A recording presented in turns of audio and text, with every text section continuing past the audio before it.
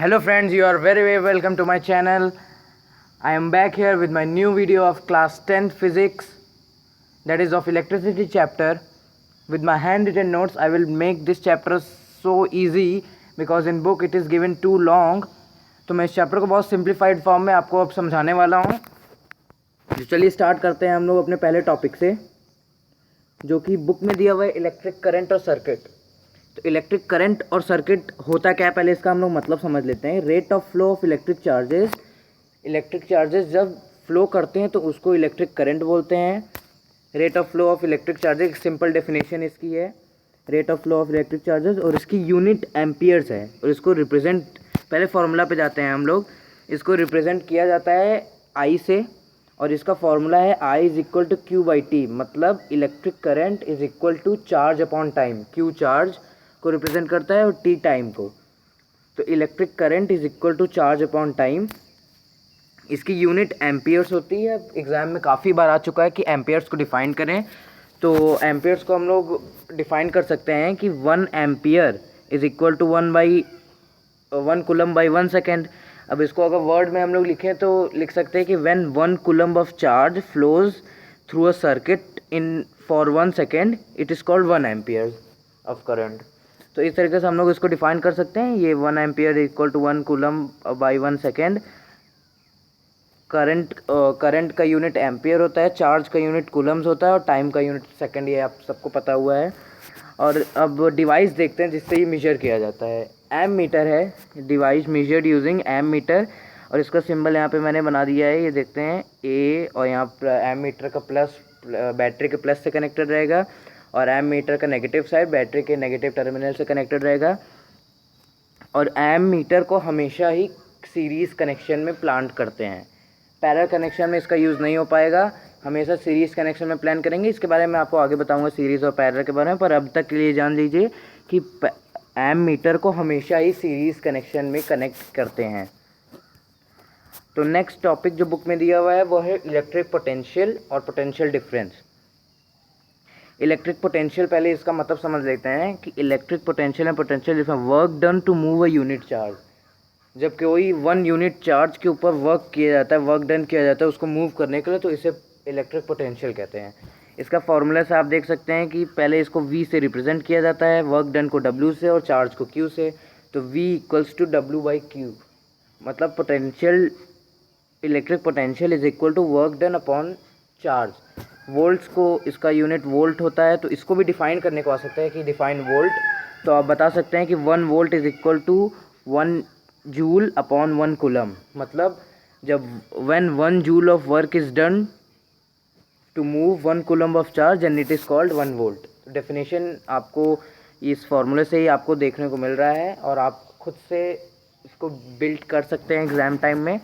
और डिवाइस देखें जिससे ये मेजर होता है, तो डिवाइस का नाम है वोल्ट मीटर, जिससे पोटेंशियल डिफरेंस को मेजर किया जाता है। इसका सिंबल आप देख सकते हैं, वोल्ट मीटर का सिंबल ये है, और ये इसका पॉजिटिव साइड बैटरी के पॉजिटिव टर्मिनल से कनेक्टेड होता है, और नेगेटिव साइड बैटरी के नेगेटिव टर्मिनल से कनेक्टेड होता है। और इसे हमेशा पैरेलल कनेक्शन या पैरेलल रेजिस्टेंस की सीरीज़ में लगाया जाता है। इसके बारे में मैं आपको आगे बताऊँगा। उसके बाद ओम्स लॉ दिया। ओम्स लॉ काफ़ी इंपॉर्टेंट है, इससे जुड़े हुए न्यूमेरिकल्स एग्ज़ाम में हर साल पूछे ही जाते हैं, और आप जितने फार्मूला है उससे न्यूमेरिकल्स प्रैक्टिस करते रहेंगे तो तभी आप एग्ज़ाम में आसानी से बाकी न्यूमेरिकल्स को सॉल्व कर पाएंगे, नहीं तो आपको काफ़ी प्रॉब्लम होगी सॉल्व करने में। तो ओम्स लॉ का मेन फार्मूला है V is equal to I R, means V stands for voltage, is equal to I means current, and R यहाँ पे न्यू टर्म हम लोग को देखने मिला है, तो R स्टैंड्स फॉर रेजिस्टेंस।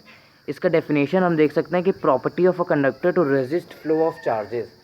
एक कंडक्टर की प्रॉपर्टी होती है रेजिस्टेंस, चार्जेस को फ्लो नहीं करने देने की, इसे हम लोग रेजिस्टेंस कहते हैं। कंडक्टर की एक प्रॉपर्टी होती है चार्जेस को ना फ्लो करने दी, इसे हम लोग रेजिस्टेंस कहते हैं।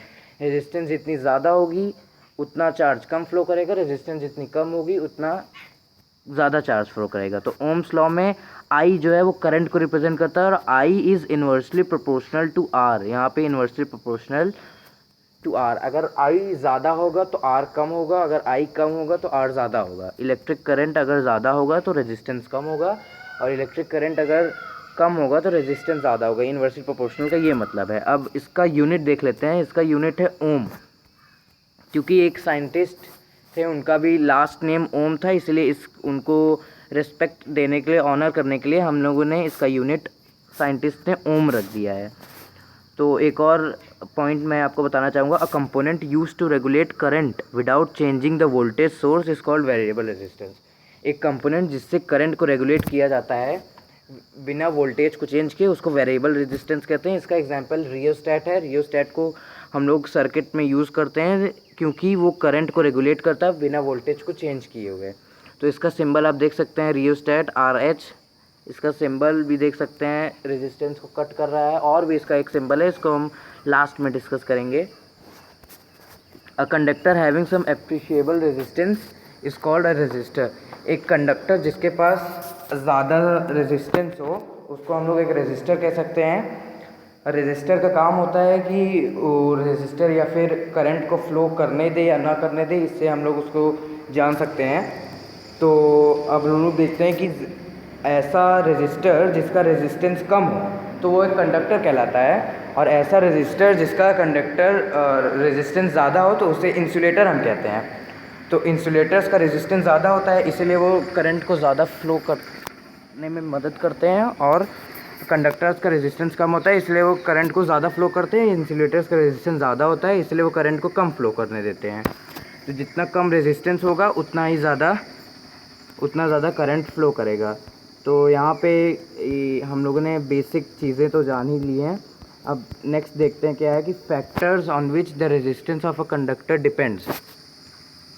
तो रेजिस्टेंस किस फैक्टर्स पे डिपेंड करता है? पहला है कि रेजिस्टिविटी, रो, ये इसे हम लोग रो बोलते हैं, और ये resistivity, rho stands for resistivity. Resistivity का मतलब किस मटेरियल से कंडक्टर या वायर कंडक्ट करता है इलेक्ट्रिसिटी, तो वो किस मटेरियल से बना हुआ है। अगर उसकी रेजिस्टेंस लो होगी तो वो अच्छा कंडक्ट करेगा इलेक्ट्रिसिटी को, अगर उसकी रेजिस्टेंस ज़्यादा होगी तो वो इंसुलेटर होगा और वो इलेक्ट्रिसिटी को पास नहीं होने देगा। तो हम देख सकते हैं कि यहाँ पे रेजिस्टेंस है, रेजिस्टेंस का फॉर्मूला है R is equal to rho L/A। L means length और एरिया, लेंथ अपॉन एरिया। तो इसका यूनिट है ओम मीटर। ओम मीटर है इसकी यूनिट। एक देख लेते हैं कि resistivity of alloy is higher than metals. Alloys do not burn readily at high temperature, that's why they are used in electric iron and toasters. Alloys की जो रेजिस्टिविटी होती है वो मेटल से ज़्यादा होती है।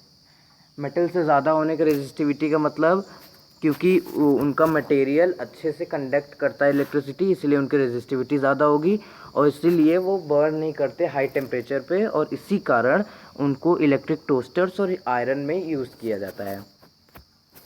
क्योंकि अगर रेजिस्टेंस कम होगी तो वो मेल्ट हो जाएगा और वो शॉर्ट सर्किट भी हो सकता है आपका। तो उसके बाद हम लोग देखते हैं सिस्टम ऑफ रेजिस्टेंसेस। अब मैं आपको बताऊंगा सीरीज़ और पैरेलल कनेक्शन, जिसकी मैं पिछले स्लाइड में बात कर रहा था। सिस्टम ऑफ रेजिस्टेंसेस में पहला है सीरीज़ और दूसरा है पैरेलल। तो सीरीज़ कनेक्शन में आप देख सकते हैं कि यहाँ पे जो वोल्टेज है वो डिफ़र करता है। हर रेजिस्टर या हर रेजिस्टर्स में से वोल्टेज डिफ़र करेगा अगले रेजिस्टर्स में। तो यहाँ पे वोल्टेज जो होगा वो बाकी सारे टोटल वोल्टेज, सारे वोल्टेज V1 V2 V3 सबको सम करेंगे, तब हम लोग को टोटल वोल्टेज मिलेगा। और इसका फॉर्मूला आप देख सकते हैं, RS मैंने लिया है, लिखा हुआ है सीरीज़ को रिप्रेजेंट करने के लिए, is equal to R1 + R2 + R3 dot dot dot लिखा है, क्योंकि आप 4-5 भी रेजिस्टर्स हो सकते हैं सर्किट में, तो यहाँ पे आप R4 R5 लिख सकते हैं। और दूसरा पैरेलल में है कि R1/RP, P मैंने लिखा है पैरेलल को रिप्रेजेंट करने के लिए, तो 1/RP is equal to 1/R1 + 1/R2 + 1/R3, और ये डॉट डॉट डॉट आगे भी अगर रजिस्टर्स लगे हुए हैं तो आप 1/R4 R5 ऐसे कर सकते हैं। इसका डेरिवेशन मैं आपको लास्ट में समझाऊंगा अच्छी तरीके से, तब तक के लिए इसको थोड़ा स्किप कर लेते हैं। अगले टॉपिक पे हम लोग जाते हैं, जो कि है heating effect of current. Heating effect में जाने से पहले आपको एक फार्मूला पता होना चाहिए पावर का। तो 9th क्लास में हम लोगों ने देखा था कि power is equal to work done upon time या एनर्जी कंज्यूम्ड अपॉन टाइम, ये तो बेसिक है। तो अगर power is equal to work done upon time, तो वर्क डन का फॉर्मूला भी हमने अभी अभी पढ़ा कि वर्क डन इस फॉर्मूले में आता है, ये देखिए, V is equal to W/Q। अगर Q को हम लोग लेफ्ट हैंड साइड में लेते जाओ तो W का फॉर्मूला हमको मिल जाएगा। तो W is equal to V × Q। तो इस वैल्यू को हम लोग यहाँ पे पुट कर देंगे, इस वैल्यू को हम लोग यहाँ पे पुट कर देंगे। तो वी पावर फिर हम लोग को जो वर्क डन अपॉन टाइम था वो आ जाएगा वी क्यू, जो कि यहाँ पे है वी क्यू अपॉन टाइम। और फिर v को हम लोग अलग करके क्यू बाई टी देखेंगे। क्यू बाई टी हम लोगों ने यहाँ पे फॉर्मूला में देखा कि क्यू बाई टी क्या होता है, आई होता है, I is equal to Q by T. तो क्यू बाई टी की जगह हम क्यू बाई टी को हम लोग आई से रिप्लेस कर देंगे। तो रिप्लेस करने के बाद हमको पावर का एक फार्मूला मिलता है P is equal to V I, जो कि आगे हमें बहुत इंपॉर्टेंट होने वाला है, इसलिए मैंने इसको आपको पहले ही बता दिया। अब एक और फार्मूला यहाँ पे है कि heat is equal to energy. Heat energy के इक्वल होता है, एनर्जी जितना निकलेगी उतना हीट भी रिलीज होता है। और पावर इनटू टाइम होता है, एनर्जी का भी फार्मूला पावर इनटू टाइम कर देते हैं, क्योंकि power is equal to energy upon time होता है। तो टाइम को अगर हम लोग लेफ्ट हैंड साइड में भेजेंगे तो energy is equal to power into time हो जाएगा। अब पावर का फार्मूला हमने देखा था क्या है, वी आई है, पावर का फार्मूला वी आई है। तो हम लोग पावर को वी आई से रिप्लेस कर देंगे। तो यहाँ पे हम लोग को H is equal to V I into T मिला, और H is equal to V I T, जो कि हीटिंग इफेक्ट का पहला फार्मूला बन गया। अब इसमें हम लोग ओम्स लॉ लगाएंगे वी में।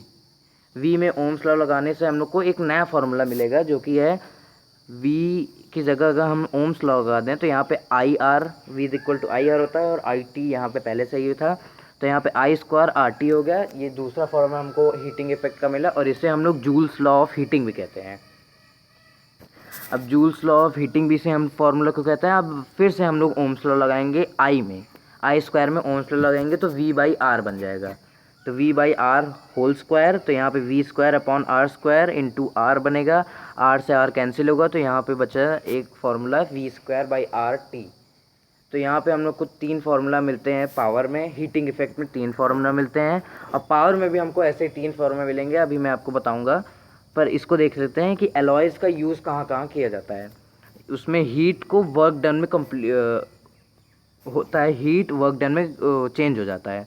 तो एलॉयज़ को सबसे पहले यहाँ बल्ब में यूज़ करते हैं हम, इलेक्ट्रिक टोस्टर्स और लॉन्ड्री में यूज़ करते हैं, और फ्यूज़ में यूज़ करते हैं। क्यों यूज़ करते हैं? क्योंकि इसका मेल्टिंग पॉइंट ज़्यादा होता है, और ये इसका मेल्टिंग पॉइंट हाई होने की वजह से अगर टेम्परेचर राइज़ करता है तो ये मेल्ट नहीं होता और सर्किट को ब्रेक नहीं होने देता।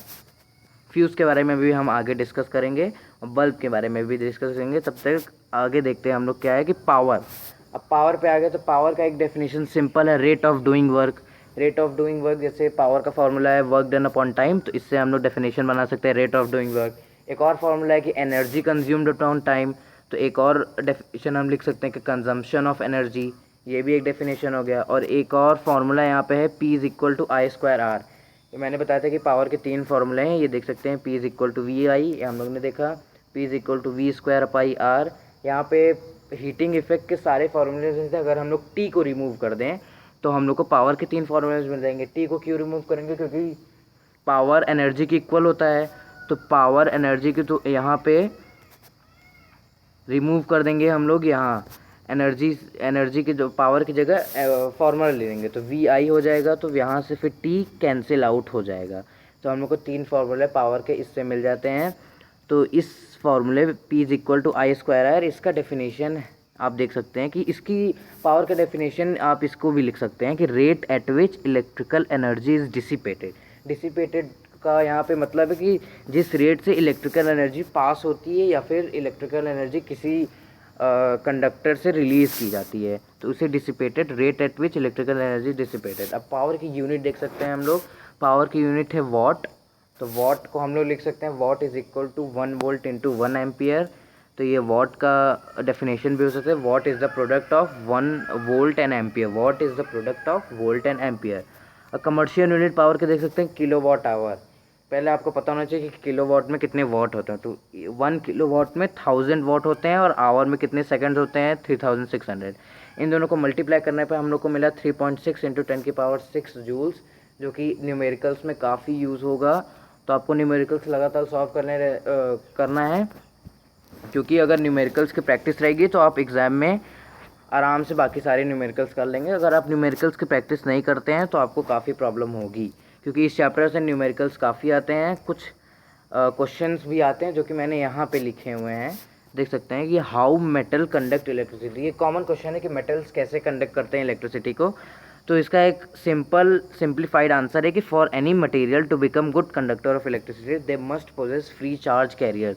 किसी भी मेटल को अगर गुड कंडक्टर इलेक्ट्रिसिटी का होना है तो उनके पास फ्री इलेक्ट्रॉन के चार्जेस होने चाहिए, तभी वो इलेक्ट्रॉन फ्लो करेंगे, फिर चार्जेस इलेक्ट्रॉन के फ्लो करेंगे और तभी इलेक्ट्रिक करंट फ्लो करेगा तो इलेक्ट्रिसिटी जनरेट होगी। दूसरा है कि पैरेलल कनेक्शन बेटर क्यों है। अब इसका तो अभी आंसर देख लीजिए, उसके बाद मैं आपको जब डिराइव कर दूंगा तब मैं आपको डायग्राम में बताऊंगा कि पैरेलल कनेक्शन क्यों बेटर होता है, क्योंकि ये करंट को डिवाइड कर देते हैं। जैसे अभी हम लोगों ने पहले देखा कि पैरेलल कनेक्शन में करंट डिवाइड होता है, सीरीज कनेक्शन में वोल्टेज डिवाइड होता है। तो टोटल करंट को ये डिवाइड कर देता है और टोटल रेजिस्टेंस इसकी वजह से डिक्रीज हो जाती है। क्यों? क्योंकि I is inversely proportional to R है। तो करंट अगर कम होगा तो रेजिस्टेंस, करंट अगर ज़्यादा डिवाइड होता रहेगा तो रेजिस्टेंस भी कम होगा। और दूसरा है कि circuit does not break one one component fail. Series connection में अगर एक भी कंपोनेंट फेल हो गया तो पूरी सर्किट का ब्रेक डाउन हो जाता है, और अगर पैरेलल कनेक्शन में एक सर्किट ब्रेक हो गया तो बाकी सारे सर्किट उसकी वजह से फेल नहीं होते हैं, बाकी सारे सर्किट चलते रहते हैं। तो ये पैरेलल कनेक्शन एडवांटेज है पैरेलल कनेक्शन का। अब हम लोग देखते हैं applications of electric current. Electric current के एप्लीकेशंस क्या है? सबसे पहले बुक में बल्ब दिया हुआ है, तो बल्ब में a strong metal name tungsten, जिसका मेल्टिंग पॉइंट है 3380 डिग्री सेल्सियस, बहुत ज़्यादा मेल्टिंग पॉइंट है इसकी, is used for making bulb filaments. Tungsten को बल्ब फिलामेंट्स में क्यों यूज़ करते हैं? क्योंकि बल्ब का जो येलो बल्ब आपने देखा होगा उसमें टेम्परेचर काफ़ी राइज़ कर जाता है। तो अगर कोई लो मेल्टिंग पॉइंट का हम लोग एलॉय यूज़ करेंगे, टंगस्टन एक एलॉय है, अगर लो मेल्टिंग पॉइंट का एलॉय यूज़ करेंगे तो वो जल्दी मेल्ट हो जाएगा और बल्ब आपका फ्यूज़ हो जाएगा। हाई मेल्टिंग पॉइंट टंगस्टन है, इसीलिए उसे हम लोग बल्ब में यूज़ करते हैं, जिससे आपका बल्ब फ्यूज़ नहीं होता। इसके बाद देखते हैं हम लोग यहाँ पे कि bulbs are usually filled with chemically inactive nitrogen and argon gas. Bulbs के अंदर नाइट्रोजन और आर्गन गैस को फिल करते हैं क्योंकि ये इनएक्टिव गैसेज हैं। अगर हम लोग ऑक्सीजन को फिल करते हैं तो ऑक्सीजन, ये तो पता होगा कि हर सब्सटेंस ऑक्सीजन की वजह से ही बर्न होता है, तो अगर ऑक्सीजन करेंगे तो आपका बल्ब तुरंत ही फ्यूज़ हो जाएगा, बर्न हो जाएगा। आर्गन और नाइट्रोजन इसलिए हम लोग बल्ब में फिल करते हैं क्योंकि वो इनएक्टिव गैसेज हैं, वो किसी से रिएक्ट नहीं करते। उसके बाद नेक्स्ट दिया है फ्यूज़। तो फ्यूज़ के यहाँ पे एडवांटेजेस देख सकते हैं, क्योंकि फ्यूज़ हर जगह यूज़ होता है, आपके घरों में भी इसको यूज़ किया जाता होगा। तो फ्यूज़ का पहला पॉइंट है कि protect circuit and appliances. Circuit और अप्लायंसेस को प्रोटेक्ट करता है। कैसे करता है? इस तरीके से कि stops the flow of high current. High current का फ्लो ये वहीं पे स्टॉप कर देता है, इसकी वजह से आपके सर्किट और अप्लायंसेस सारे प्रोटेक्टेड रहते हैं। Fuse melts and break the circuit when excessive current flows then specified value. Fuse अलग अलग वैल्यूज़ की आती हैं, जैसे 5 एम्पियर, 10 एम्पियर, ऐसे ही करके वैल्यूज़ पे आती हैं। अगर 5 एम्पियर का मान लीजिए आपने फ्यूज़ लिया, तो उसमें अगर 4.54 से ज़्यादा एम्पियर का अगर करंट फ्लो होता है तो वो फ्यूज़ वहीं पे मेल्ट हो जाएगा और पूरे सर्किट को ब्रेक कर देगा, क्योंकि फ्यूज़ के स्पेसिफाइड वैल्यू 5 वोल्ट है, 5 एम्पियर्स हैं, इसीलिए वो 4.5 या 5 से ज़्यादा अगर एम्पियर करंट फ्लो करता है तो वहीं पे फ्यूज़ मेल्ट हो जाएगा, ब्रेक हो जाएगा और सर्किट को फेल कर देगा, जिसकी वजह से आपके अप्लायंसेस और सर्किट प्रोटेक्टेड रहते हैं। तो यहाँ पे हम लोगों ने चैप्टर कंप्लीट कर लिया है। अब इसके आगे हम लोग डेरिवेशन देखेंगे कि डेरिवेशन पैरेलल रेजिस्टेंस का और सीरीज रेजिस्टेंस का। सबसे पहले हम देखते हैं पैरेलल रेजिस्टेंस का डेरिवेशन। पैरेलल रेजिस्टेंस सब पहले मैं बता देता हूँ कि क्यों बेटर है, क्योंकि यहाँ पे देख सकते हैं आई यहाँ से यहाँ पे I1, I2, I3 में डिवाइड हो जाता है। तो अगर कोई भी मान लीजिए R1 रजिस्टर कंपोनेंट ब्रेक हो गया तो इसकी वजह से R2 और R3 पे कोई इफेक्ट नहीं पड़ेगा, बस R1 अगर फेल होता है तो R2 और R3 पे कोई इफेक्ट नहीं पड़ेगा, वो सब चलते रहेंगे। और इसीलिए one component fails it does not effect other components. फिर यहाँ पे I जॉइन हो जाता है। तो अब हम लोग देखते हैं इसका डेरिवेशन कैसे, फॉर्मूले को कैसे डेराइव करेंगे। जैसा हम लोग को पता है कि I is equal to total current अगर हम लोग को करना है तो हम लोग को I1 + I2 + I3 करना पड़ेगा। अब इसमें हम लोग ओम्स लॉ लगा देंगे। ओम्स लॉ में ये होता है कि V is equal to IR है, तो R को अगर हम लोग लेफ्ट हैंड साइड में ले जाएंगे तो V/R हो जाएगा। तो यहाँ पे I की वैल्यू हम लोग को V/R मिली, तो जहाँ पे भी I है वहाँ पे हम लोग V/R लगा देंगे। तो यहाँ पे I is equal to V/R, V/R1 + V/R2 + V/R3। R3 तक क्यों है? क्योंकि यहाँ पे मैंने सिर्फ 3 रेजिस्टर्स का यूज़ किया, अगर 3 से ज़्यादा हुआ तो V/R4, R5 ऐसे होता रहेगा। और फिर उसके बाद हम लोग यहाँ से इस इसमें से v को कॉमन ले लेंगे तो उसके बाद हमारे पास बचता है क्या, v कॉमन लेके 1/r1 1 + 1/r2 + 1/r3 ये बचता है। उसके बाद हम लोग दोनों साइड v को कैंसिल कर देंगे तो हम लोग के पास फाइनली फार्मूला हम लोग का मिल गया कि 1/rp, p parallel connection parallel resistance को डिनोट करने के लिए, तो 1/rp is equal to 1/r1 + 1/r2 + 1/r3। तो इससे हमारा ये फार्मूला डिराइव हो जाता है। अब एक और चीज़ मैंने जो स्टार्टिंग में बताई थी कि पैरेलल कनेक्शन वोल्टेज, ये वोल्ट मीटर जिसे हमेशा पैरेलली यूज़ किया जाता है, देख सकते हैं यहाँ पे पैरेलल कनेक्शन है, और जो एम मीटर है उसको हमेशा सीरीज़ कनेक्शन में यूज़ किया जाता है।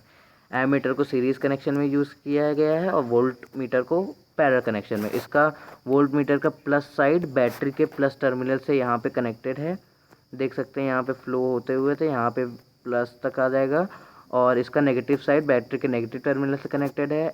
एम मीटर का नेगेटिव साइड बैटरी के नेगेटिव टर्मिनल से कनेक्टेड है और पॉजिटिव साइड पॉजिटिव से कनेक्टेड है। तो इससे हमारे ये फार्मूला डिराइव हो जाता है। अब इसके आगे हम लोग सीरीज़ कनेक्शन का देखते हैं कि सीरीज़ कनेक्शन को कैसे डिराइव करें। पहले सीरीज़ कनेक्शन का डायग्राम आप देख सकते हैं, वोल्ट मीटर लगा हुआ है पैरेलली, क्योंकि उसको पैरेलल कनेक्शन में कनेक्ट लगा सकते हैं हम लोग। फिर यहाँ पे रेजिस्टर्स को देखिए, सीरीज़ में लगे हुए हैं, पैरेलल नहीं है वो लोग सीरीज़ में लगे हुए हैं, तो इसकी वजह से यहाँ पे वोल्टेज डिफ़र करता है। यहाँ पे करंट नहीं, यहाँ पे वोल्टेज का ध्यान रखेंगे कि वोल्टेज यहाँ पे टोटल वोल्टेज फाइंड करने के लिए हम लोग को V1 V2 V3 और V4 जितने रेजिस्टर्स लगे होंगे उसको ऐड करना पड़ेगा, तब हमको टोटल वोल्टेज मिलेगा। Ohm's law V is equal to IR है, तो यहाँ V की जगह हम लोग IR पुट कर देंगे, तो V1 यहाँ पे V1 V2 V3 होगा, तो V1 is equal to IR1, V2 is equal to IR2, V3 is equal to IR3। तो इसको करने से हम लोग को क्या मिला, यहाँ पे V की जगह IR लग गया, V1 की जगह IR1 IR2 IR3। उसके बाद हम लोग इसमें से I कॉमन ले लेंगे, उसमें पैरेलल में हम लोग V कॉमन लिए थे और इसमें I कॉमन लेंगे, तो I के कॉमन लेने पर हमें मिलता है कि I दोनों साइड कट हो जाता है, हम लोग को फाइनली मिलता है हमारा फार्मूला RS सीरीज़ को डिनोट करता है is equal to R1 + R2 + R3। ये हमें सीरीज़ कनेक्शन का फार्मूला मिल गया और ये डिराइव कर दिया हम लोगों ने। तो यहाँ पे डेरिवेशन काफ़ी सिंपल था, ये एग्ज़ाम में भी पूछा गया है, इसलिए मैंने इसको अलग से आपको समझाया है। तो काफ़ी सिंपल डेरिवेशन है, आप 1-2 बार प्रैक्टिस करेंगे तो आपको आसानी से आ जाएगा। और बुक में ये सिंबल्स दिए हुए हैं जिससे आप यूज़ करके सर्किट को बना सकते हैं, सर्किट डायग्राम को बना सकते हैं। तो पहला सिंबल है इलेक्ट्रिक सेल का, यहाँ ऊपर सर्किट डायग्राम में आप इलेक्ट्रिक सेल देखे होंगे, और वहाँ पे बैटरी और combination of cell, electric cell एक है और यहाँ पे कॉम्बिनेशन ऑफ सेल्स मैंने यूज़ किया गया है। ये देखिए कॉम्बिनेशन ऑफ सेल यहाँ पे मैंने यूज़ किया है। और उसके बाद आप देख सकते हैं यहाँ पे की है, प्लग की स्विच ओपन।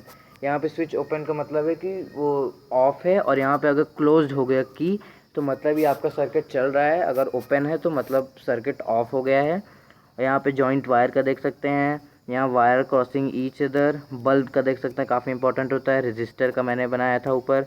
रियोस्टैट का देख सकते हैं, 2 सिंबल है, या फिर आप ऐसे क्रॉस कर दें यहाँ पे, या फिर ये रजिस्टर रियोस्टैट का है। यहाँ एम मीटर वोल्ट मीटर ये सब ऊपर सर्किट डायग्राम में आप देख सकते हैं। और उसके बाद अब हम चैप्टर ख़त्म कर लिए हैं। अब इसके बाद आपको प्रीवियस ईयर क्वेश्चंस दिखाऊंगा। Previous year question, past 10 years के क्वेश्चंस आप देख सकते हैं यहाँ पे।